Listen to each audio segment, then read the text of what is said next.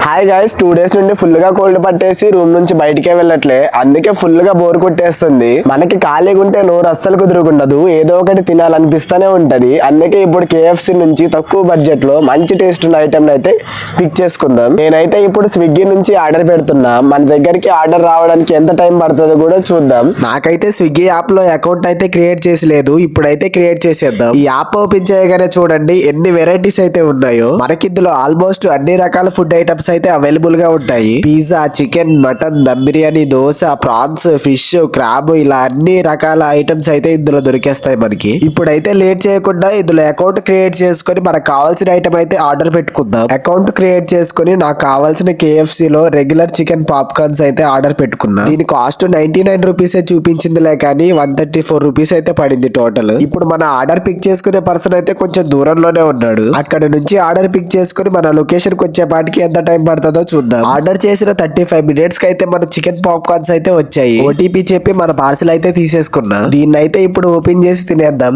అలాగే ఎన్ని పీసులు వచ్చాయో, టేస్ట్ ఎలా ఉందో కూడా చూసేద్దాం. మనకి ఇందులో కేఎఫ్సి లోగో వేసి 2 టిష్యూ పేపర్స్ కూడా ఇచ్చారు. అలాగే చికెన్ పాప్కార్న్ పీసెస్ మీద వేసుకోవడానికి ఒక టమాటా సాస్ ప్యాకెట్ కూడా ఇచ్చాడు. ఇప్పుడైతే దీన్ని ఓపెన్ చేసేసి చికెన్ పీసెస్ మీద టమాటా సాస్ వేసుకొని తినేద్దాం. ఈ చికెన్ పీసెస్ క్రిస్పీగా భలే టేస్ట్ అయితే ఉన్నాయి. వీటి క్వాంటిటీకి వస్తే మాత్రం ఒక పర్సన్ కి అయితే ఈజీగా సరిపోతాయి. నాకు మాత్రం వీటి టేస్ట్ కొంచెం క్రిస్పీగా కొత్తగా అనిపించింది. కుదిరితే ఒకసారి మీరు కూడా ట్రై చేయండి, తక్కువ బడ్జెట్ లో వస్తుంది కాబట్టి. అలాగే మన ఛానల్ ని కూడా సబ్స్క్రైబ్ చేసేయండి.